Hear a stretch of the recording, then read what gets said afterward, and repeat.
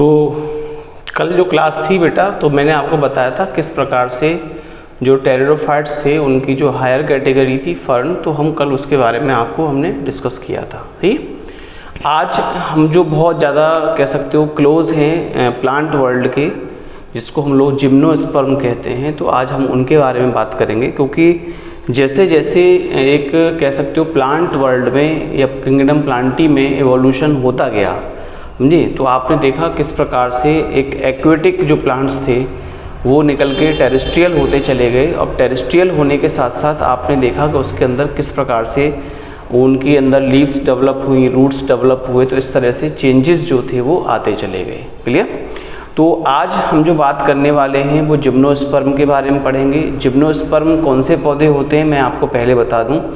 ये वो पौधे होते हैं जिनके सीड के ऊपर कोई भी कवरिंग जो है वो नहीं पाई जाती है। सही है?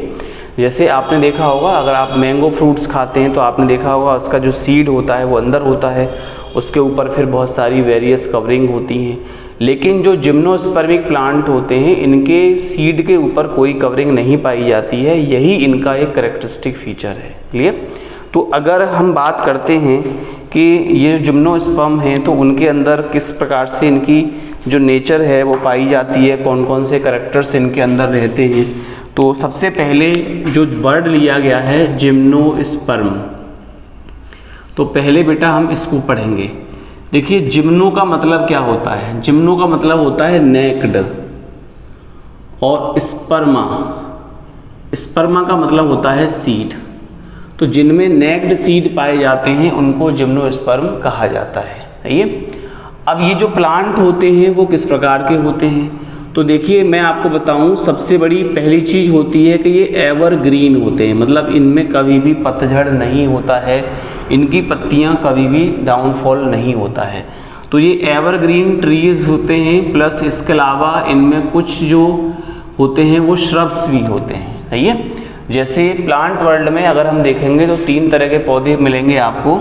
एक होंगे हर्ब्स जो कि हम लोग खाते हैं, पालक की सब्जी, ये सारी चीज़ें। एक होती हैं श्रब्स जो झाड़ीदार पौधे होते हैं, और दूसरे होते हैं ट्रीज जो बड़े बड़े डोम शेप्ड या वेरियस शेप्ड के पौधे होते हैं। क्लियर? प्लस इनके अलावा आप देखोगे तो इनकी ये जीरोफाइटिक नेचर को रिप्रेजेंट करते हैं, तो यहाँ लिख देंगे शो जीरोफाइटिक नेचर। अब जीरोफाइट तो आप जानते होंगे, इनको जर्मिनेट होने के लिए कम पानी की आवश्यकता होती है। उसके अलावा ये क्या होते हैं, ये पॉलिनियल होते हैं। अब ये पॉलिनियल शब्द जो है या इसको हम पेरिनियल कह सकते हैं। तो पेरिनियल जो शब्द है इसका मतलब क्या है, इसको हिंदी में कहते हैं बहुवर्षीय, यानी इनका जो जीवन काल होता है वो एक लंबे समय तक चलता है। सही है? अब हम बात करेंगे कि इनकी जो प्लांट बॉडी होती है वो किस प्रकार की होती है। तो देखिए, प्लांट बॉडी की बात करेंगे तो इनकी जो प्लांट बॉडी होती है वो स्पोरोफाइटिक होती है। और स्पोरोफाइटिक तो आप अच्छी तरह से जानते हो कि इनकी जो बॉडी है वो रूट, स्टेम एंड लीव्स में डिवाइड रहती है। तो हम लोग लिख सकते हैं इनकी जो बॉडी है वो किस में डिवाइड होती है, रूट, स्टेम एंड लीव्स। तो इसको स्पोरोफाइटिक बॉडी हम लोगों ने यहाँ पे कहा है। सही है? अब हम देखिए इनके एक एक पार्ट की चर्चा करेंगे कि इनका जो स्टेम होता है वो किस प्रकार का होता है, या इनकी जो रूट होती है वो किस प्रकार की होती है, इनमें जो लीव्स पाई जाती हैं वो किस प्रकार की होती हैं। क्लियर? तो सबसे पहले हम लोग यहाँ पे देखेंगे, हम लोग इनकी बात करेंगे स्टेम के बारे में। तो इनका जो स्टेम होता है वो कैसा होता है, पहले आपको ये समझना है। तो इनका जो स्टेम है, यहाँ से इसमें हमने देखा तो ये स्टेम जो होता है वो इरेक्ट होता है, मतलब एकदम सीधा आपको देखने के लिए मिलेगा। दूसरा, प्रोफ्यूजली ब्रांच्ड होता है, प्रोफ्यूजली ब्रांच्ड।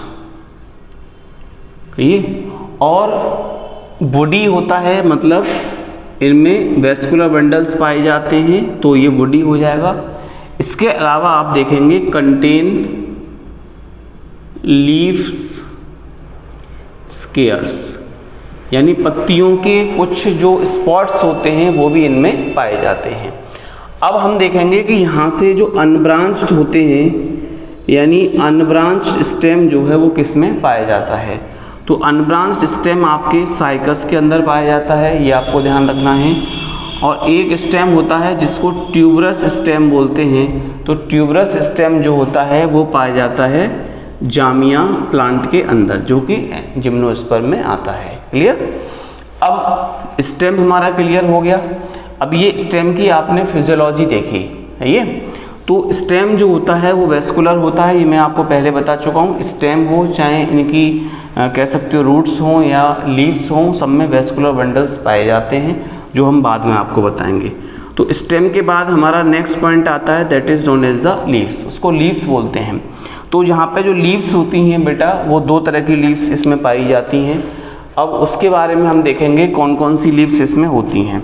तो पहले नंबर पे आती हैं जिन्हें बोलते हैं foliage leaves. First is the foliage leaves, और दूसरी जो लीव्स होती हैं वो होती हैं इनमें स्केली लीव्स। अब देखिए फॉलियोज और स्केली लीव्स, इन दोनों में क्या डिफरेंस है। जो फॉलिएज लीव्स होती हैं उनका जो कलर होता है वो ग्रीन होता है, ये चीज़ ध्यान देनी है।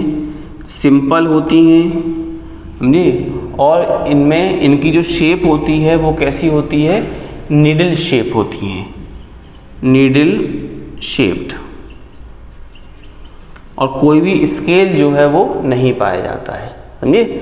दूसरी चीज़, अगर हम स्केली लीव्स की बात करते हैं तो स्केली लीव्स जो होती हैं वो माइन्यूट होती हैं, मतलब छोटी होती हैं, समझिए। दूसरी बात, डेसिडुअस होती हैं, डेसिडुअस। अब ये कहाँ मिलेंगी, तो एक केस आता है, एग्जाम्पल लिखेंगे एफेड्रा। तो जो एफेड्रा होता है उसमें केवल ओनली स्केली लीव्स जो हैं वो पाई जाती हैं। ये कई बार क्वेश्चन जो है पूछा गया है कि एफेड्रा जो होता है उसमें किस प्रकार की लीव्स जो हैं पाई जाती हैं, तो उसमें स्केली लीव्स पाई जाती हैं, फॉलिएज लीव्स नहीं होती हैं। बाकी पाइनस हुआ, साइकस हुआ, तो इनमें दोनों तरह की लीव्स आपको देखने को मिलेंगी, स्केली भी होंगी प्लस आपकी कह सकते हो कि फॉलिएज लीव्स भी होंगी, समझे। अब थोड़ा सा हम लोग लीव्स की जब चर्चा कर रहे हैं तो आपको थोड़ा पता होना चाहिए कि इनकी लीव्स पे ग्रीन पिगमेंट तो होता ही है, साइड में स्टोमेटा भी होते हैं। तो जो स्टोमेटा होते हैं वो किस प्रकार से पाए जाते हैं, ये चीज़ आपको थोड़ा यहाँ पे ध्यान देनी होगी। तो जो स्टोमेटा होते हैं वो शकन कंडीशन में पाए जाते हैं। तो यहाँ पे हम लोग लिखेंगे लीव्स कंटेन सकन स्टोमेटा, सकन स्टोमेटा, ये करेक्टरिस्टिक फीचर्स हैं जो आपको ध्यान रखना है ये। एंड जो लीव्स होती हैं वो कवर्ड होती हैं with the thick cuticle layer, and covered with thick cuticle layer, ये चीज़ भी आपको यहाँ पे ध्यान देनी है ये।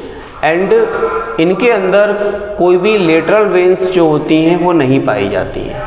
लेटरल वेन्स मतलब जैसे आपने देखा होगा एक पत्ती होती है, पत्ती में एक मेन वेन होती है, उसके बाद साइड से वेन्स निकलती हैं, तो इनमें लेटरल वेन्स, उनको लेटरल वेन्स कहा जाता है।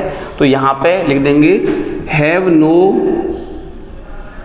एनी लेटरल वेन, इनमें कोई भी लेटरल वेन जो है वो नहीं पाई जाती है, सही है। तो ये इनका लीव्स का करेक्टरिस्टिक प्रॉपर्टीज़ हो गई कि लीव्स जो हैं किस प्रकार की होती हैं।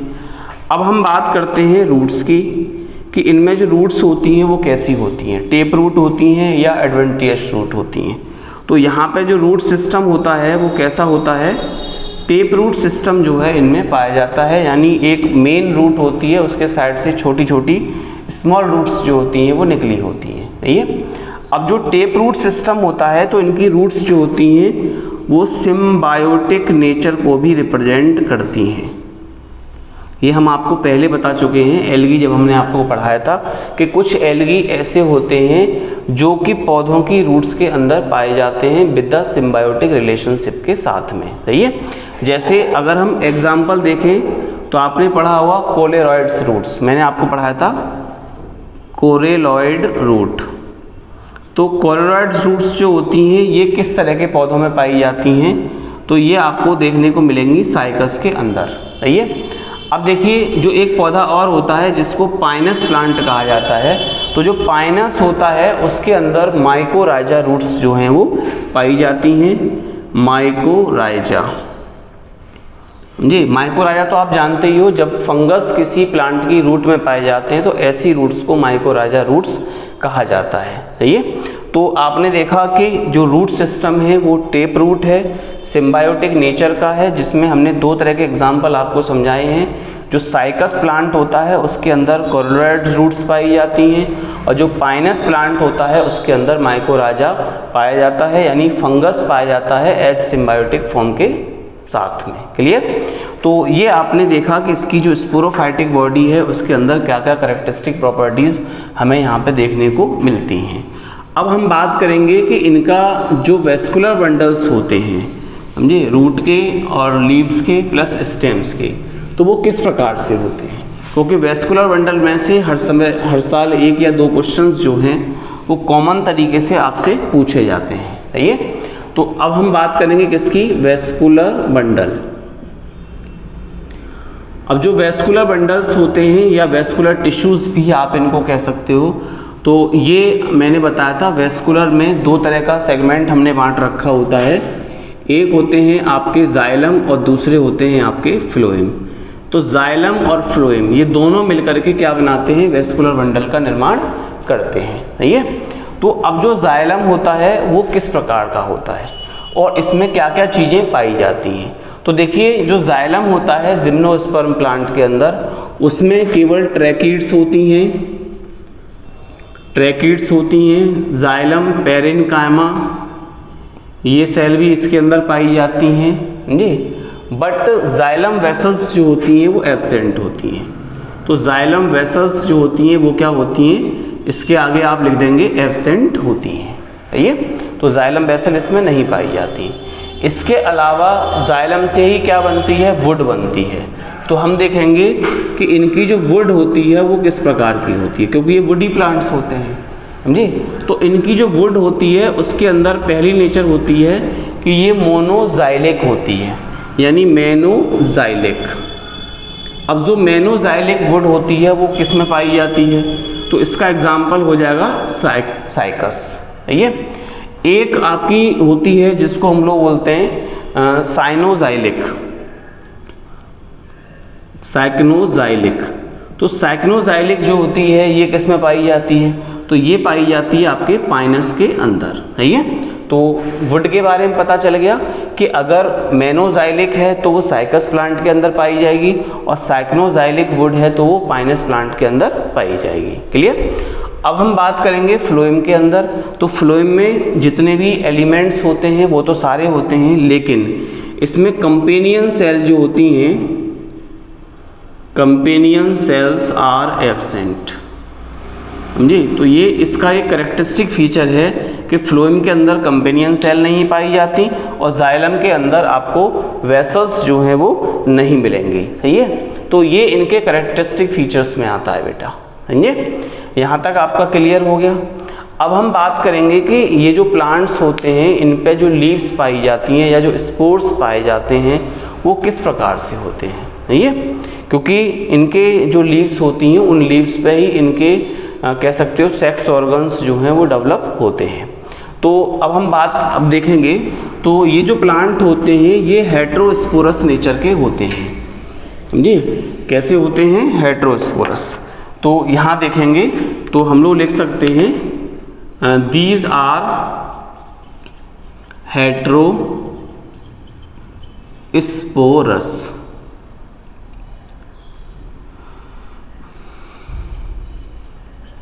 अब देखिए ये हेटेरोस्पोरस हैं, इसका मतलब क्या है, इनमें दो तरह के स्पोर्स जो होते हैं वो डेवलप होते हैं। है ये।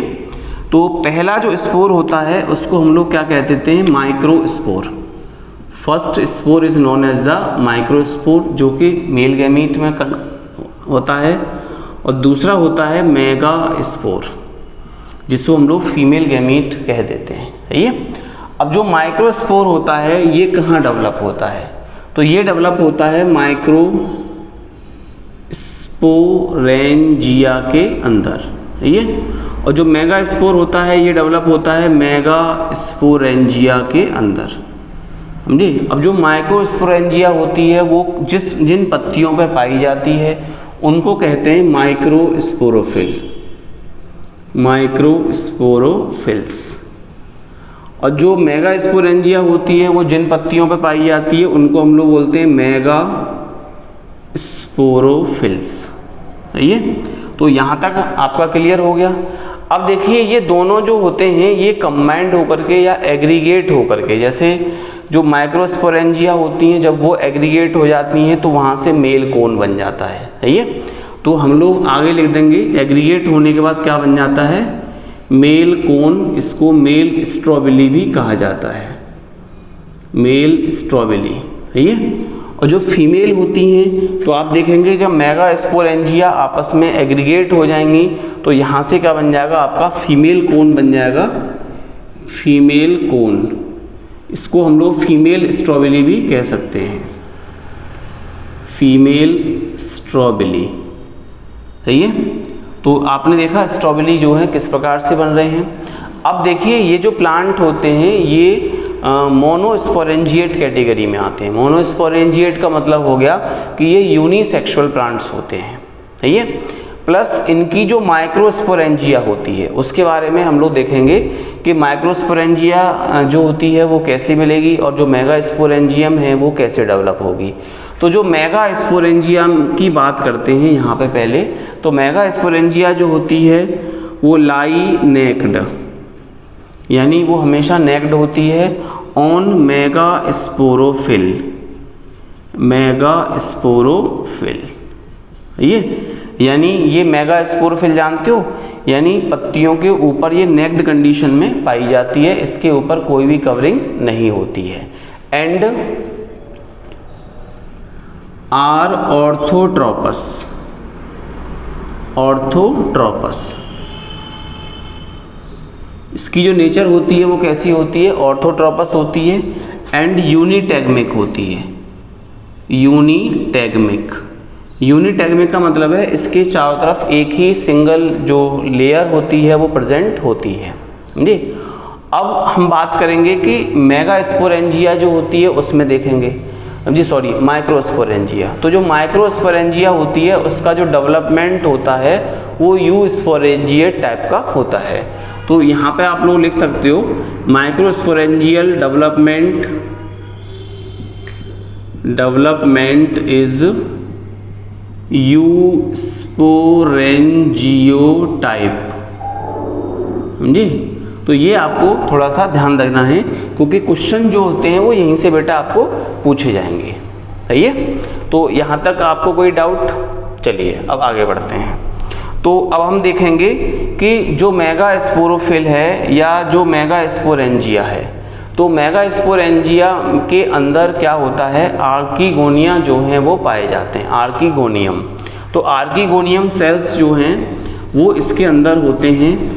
तो हम यहाँ से देखेंगे कि वो जो सेल्स हैं वो किस तरह से आगे चल के फीमेल गैमीटोफाइट या फीमेल जो गैमीट होता है उसको प्रोड्यूस करते हैं। सही है, तो आप देखेंगे यहाँ पे कि जो आर्कीगोनियम होते हैं वो बहुत सारे होते हैं। तो हम केवल एक आर्कीगोनियम की बात करेंगे। तो ये लिखेंगे ईच आर्कीगोनियम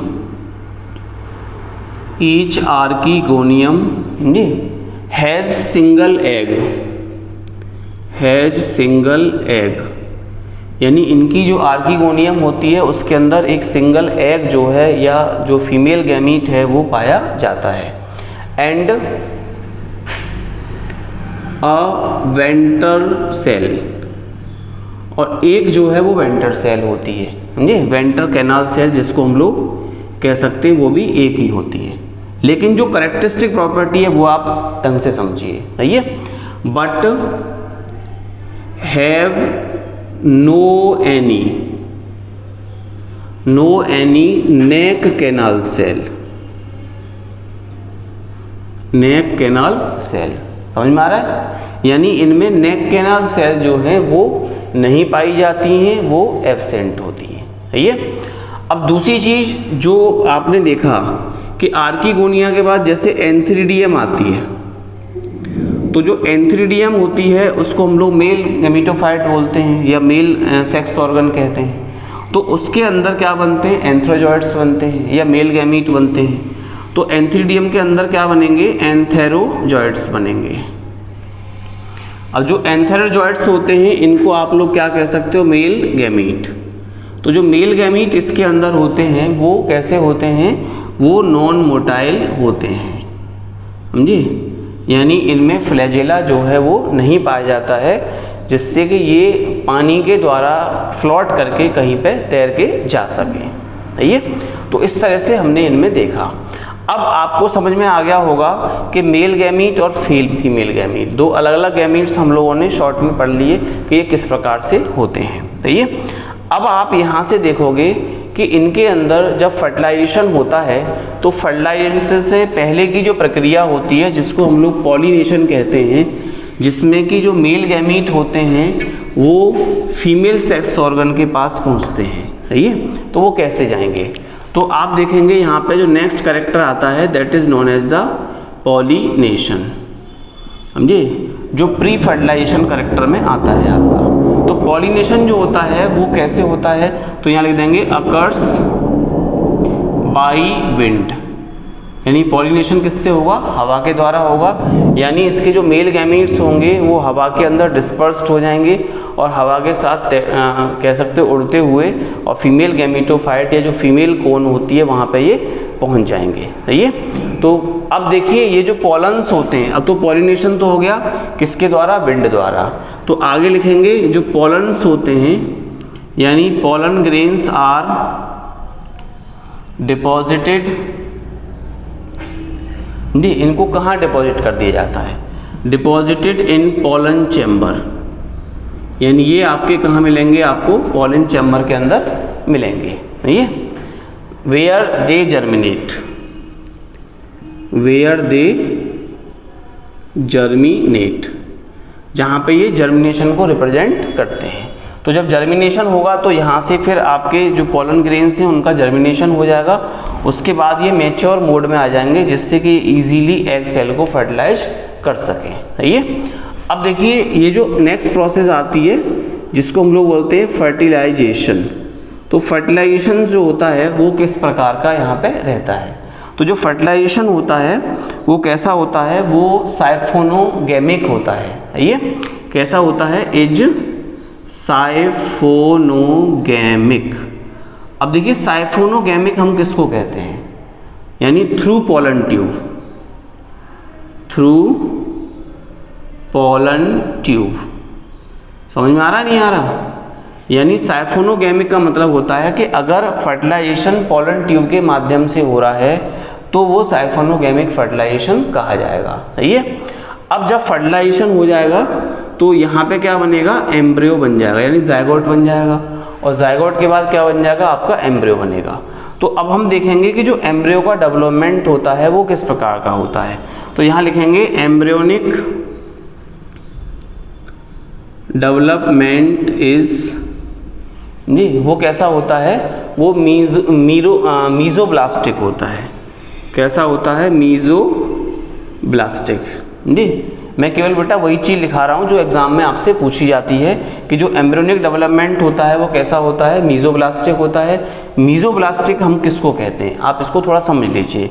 तो मीजोब्लास्टिक का मतलब होता है कि जब एम्ब्रियो डेवलप होता है only from part of the zygote, यानी जायगोट के किसी एक हिस्से से अगर एम्ब्रियो का डेवलपमेंट हो जाता है तो उसको मीजोब्लास्टिक एम्ब्रियोनिक डेवलपमेंट कहा जाता है। सही है, अब दूसरी चीज़ देखेंगे कि जो एम्ब्रियो होता है तो एम्ब्रियो इज एंडोस्पर्मिक, इसमें एंडोस्कोपिक होता है, एंडोस्कोपिक है ये।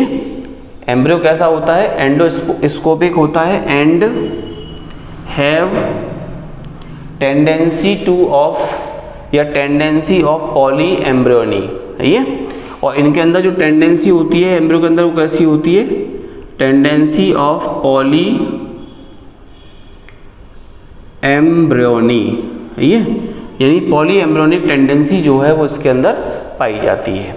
अब हम बात करेंगे कि जो इनका एंडोस्पर्म बनेगा तो जो एंडोस्पर्म बनेगा वो कैसा होगा, हैप्लॉइड होगा या डिप्लॉइड होगा, प्लस वो किस प्रकार से डेवलप होगा। तो हम लोग यहाँ पे लिखेंगे द एंडोस्पर्म डेवलप्स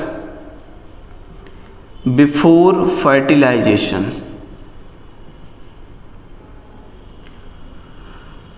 जैसे आपने देखा था एंजियोस्पर्मिक जो प्लांट होते हैं उनमें जो एंडोस्पर्म बनता है वो फर्टिलाइजेशन के बाद बनता है, लेकिन जिम्नोस्पर्मिक प्लांट में एंडोस्पर्म जो होता है वो फर्टिलाइजेशन से पहले ही बन जाता है। ये इसका एक कैरेक्टरिस्टिक फीचर है। And it is haploid, and it is haploid, यानी इसकी जो नेचर होती है वो कैसी होती है, हैप्लॉइड होती है। हैप्लॉइड जानते हो जिसमें नंबर ऑफ क्रोमोसोम्स जो हैं वो हाफ रह जाते हैं, सही है। बाकी एंजियोस्पर्म में जाके जब हम पढ़ेंगे तो वहाँ देखेंगे कि जो एंडोस्पर्म है वो किस नेचर का है, तो वहाँ पे वो अलग नेचर का आएगा जिसको ट्रिप्लॉइड कह सकते हैं। तो जो एंजियोस्पर्म होते हैं उनका जो एंडोस्पर्म होता है वो ट्रिप्लॉइड होता है, लेकिन जिम्नोस्पर्म का जो एंडोस्पर्म होता है वो हैप्लॉइड होता है, सही है। अब बात होगी कि यहाँ पे जो सीड जनरेट होंगे तो उन सीड्स के अंदर वो कैसे सीड होंगे, मोनोकोटिलीडन होंगे, डाइकोटिलीडन्स होंगे या पॉलीकोटिलीडन्स होंगे, सही है। तो इनके जो सीड्स होते हैं, इनके अंदर जो सीड्स बनते हैं वो कैसे होते हैं वो आपको यहाँ पे देखना है।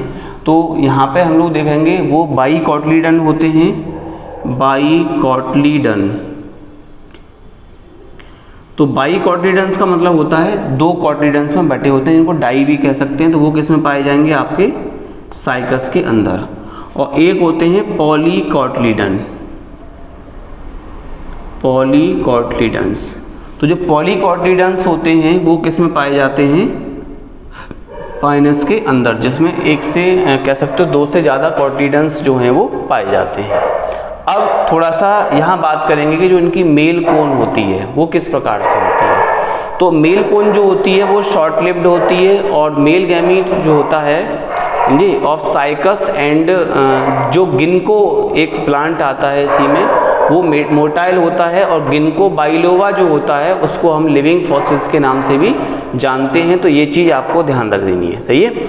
इसके बाद आप देखेंगे इसमें बहुत सारे वेरियस एग्जाम्पल्स आते हैं, जैसे आपने देखा होगा यू प्लांट, गिनको प्लांट, साइकस हो गया, पाइनस हो गया, समझिए, स्प्रूस हो गया, समझिए।